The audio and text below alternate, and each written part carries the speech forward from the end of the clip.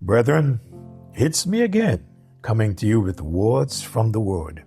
Before we get into the Word today, I want to read for you the third stanza of William P. Mackay's song entitled Revive Us Again, taken from Psalms 85 verse 6. Will thou not revive us again, that thy people may rejoice in thee? In the third stanza, he said, all glory and praise to the Lamb that was slain, who has borne all our sins and cleansed every stain. Hallelujah, thine the glory. Hallelujah, amen. Hallelujah, thine the glory. Revive us again. What a joy it is to know that we can be revived. Oh, praise God for revival. Praise God that we can be revived.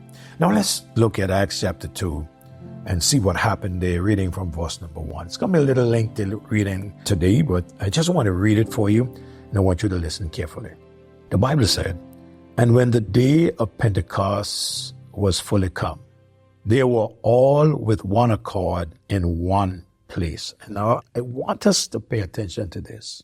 All the believers had gathered in one place. I know today that many people have decided that they're going to stay home and they're going to look at church on TV or on their phone. They're going to look at it online. Folks, the things that happen when we are together don't happen online.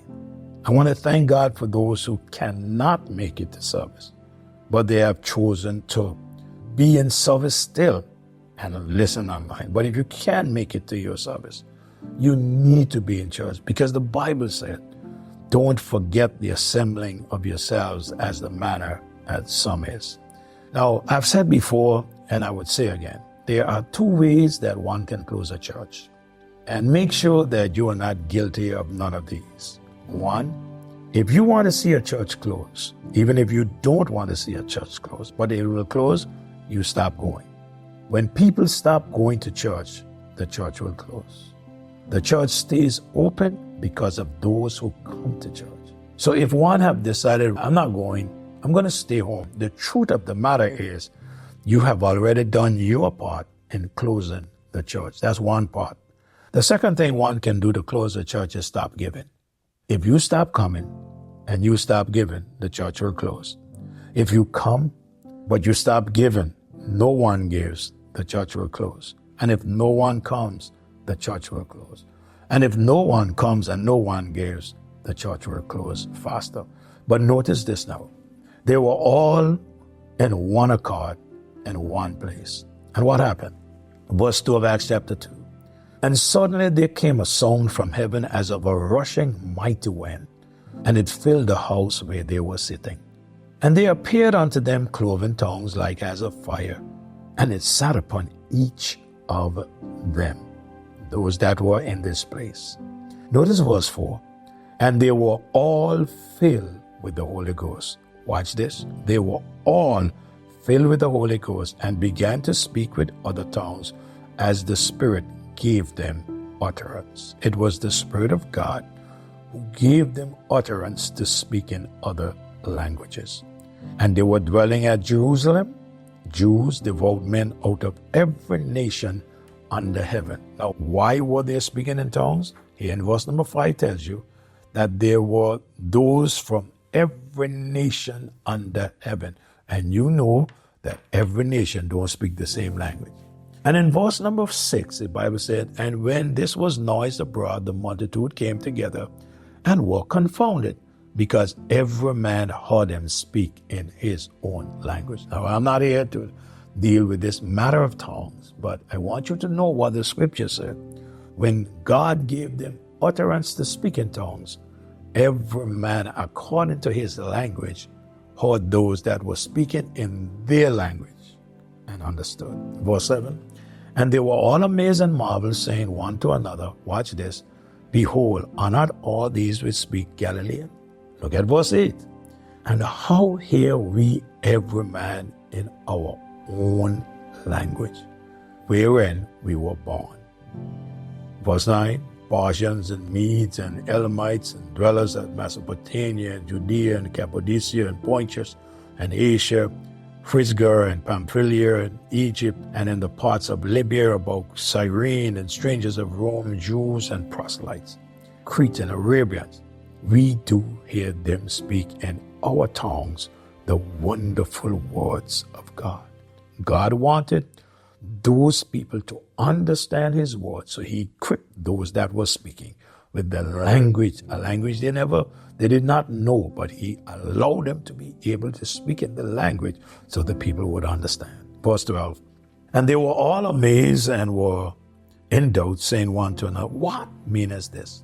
Others mocking said, these men are full of new wine. But notice verse 14, but Peter standing up with the 11 lifted up his voice and said unto them, ye men of Judea, and all ye that dwell at Jerusalem, be this known unto you, and hearken to my words. For these are not drunken as ye suppose, sin is but the thought of the day. But this is which was spoken by the prophet Joel. And it shall come to pass in the last days, said the Lord, I'll pour out my spirit upon all flesh, and your sons and your daughters shall prophesy, and your young men shall see visions, and the old men shall dream dreams. And on the servants and on my handmaiden I will pour out in those days of my spirit, and they shall prophesy. And I will show wonders in heaven above, and signs in the earth beneath, blood and fire and vapor of smoke. And the sun shall be turned into darkness, and the moon into blood. Behold, that great and notable day of the Lord come. And it shall come to pass, that whosoever shall call upon the name of the Lord shall be saved. If you would have asked Peter, James, John, Mary, or any of the others, what happened? What did they experience? They would have said, the Lord came down among us, and we were overwhelmed with the sense of his presence and his power. Oh, my friend, today I can only wish that those of us who know the Lord would allow the Spirit of God to work in our lives. I could only wish that we would reach to the place and tell ourselves we can do more. Tell ourselves we should do more. Tell ourselves we must pray more.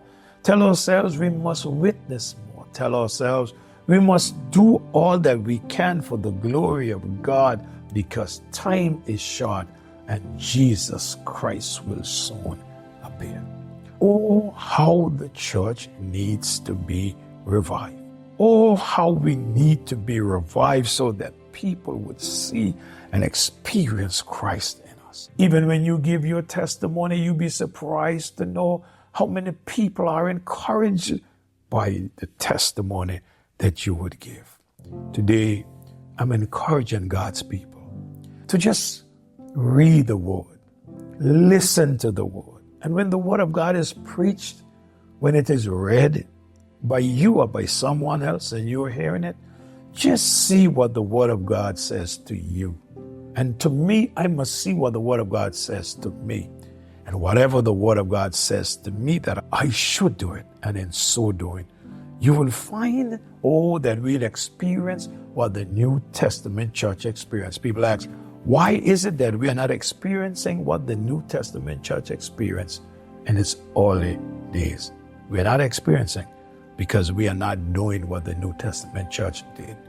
If we were to do what the New Testament church did, we will experience what the New Testament church experienced. Oh, I pray today that we would allow God to revive us, and to be revived, we must see what the Word of God says, hear what the Word of God says, but most important, do what the Word of God says, and then get back to doing all we can for the glory of God. Those gifts, those talents that God gave you, one of these days He's going to come back, and you and I must give God an account. Revive us again, oh God. Father, we thank you. We pray and ask that you will help us, that we would see the need of revival, and that we'll allow your Spirit to take full control of us, that we be revived and not be discouraged, and go on serving you to the best of our ability. Thank you, dear God. Bless your people. In Jesus' name I pray. Amen. God bless you. Thank you so much for sharing. Hey, share with that friend and with that loved one. Have a good day.